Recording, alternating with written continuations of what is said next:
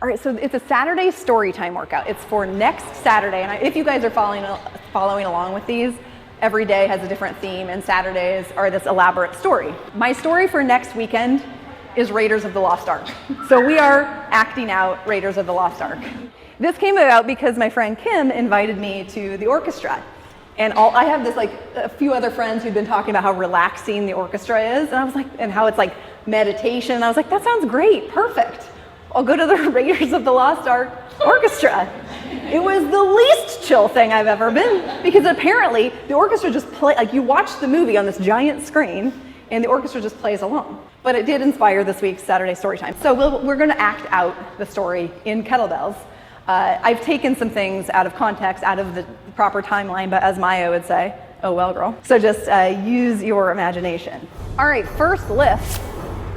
We're gonna lift the ark lid. And if you went to David's deadlift session, you already did a little bit of asymmetrical lifting, right? This is called the rotational deadlift. So with a kettlebell, if you want to incorporate some of that same kind of thing and you haven't before, you can do what's called a rotational deadlift or a hockey deadlift. And like you do in any sort of deadlift, karate chop at the hips send back. Now this is kind of a cockeyed deadlift though. It's like hips sent back, but it's sort of this sideways number. Knees don't touch each other, especially as women. Like when they may want to touch each other. Feet can be very narrow, but knees don't touch each other. If you've got the mobility for it, you will be grasping the handle. Back and torso is that non-negotiable canister position. Break the handle of the kettlebell in half, come to a standing position, and then deliver it to the other side. Back and forth. We're gonna go for 20. Now, hang on a second, because not everybody's gonna have the mobility to get here without bowing at the back. So if that's the case, you can do a couple different things. Number one, you can squat it up into position. Then you can go just whatever your range of motion is. Right now, no harm in that. Like there's no rule that says you have to touch the ground, especially if you're like way up here and the ground is way down there. It's a big ask for tall people. And so it just depends on your mobility. No harm, no foul on what that is. You guys want to take a couple reps? I want you to look for that stretch in that cockeyed hip. Grasp the handle of the kettlebell, break it in half, and come to that standing position. If you're worried about putting the weight down on your toes, you can move your feet in very, very narrow. Almost all the way together or all the way together. That's totally fine.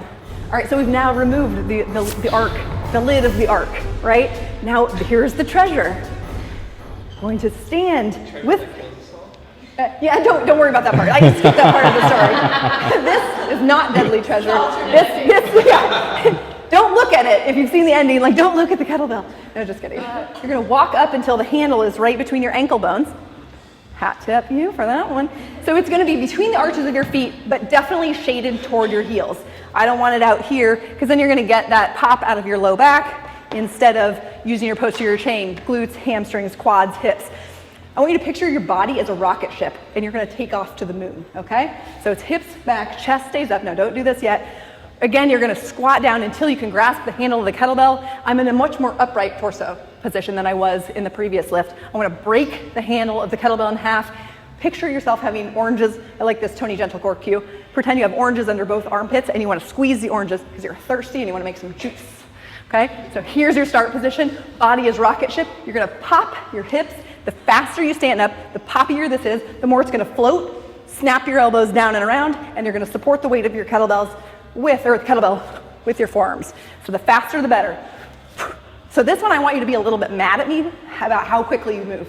Like by the end of the reps, like fast up, down, I don't care about. Tap, or if you can't reach the ground because of you're gonna bow your back, like as far as is comfortable for you, and then right back up. So one more time. Body is rocket ship, launch and snap.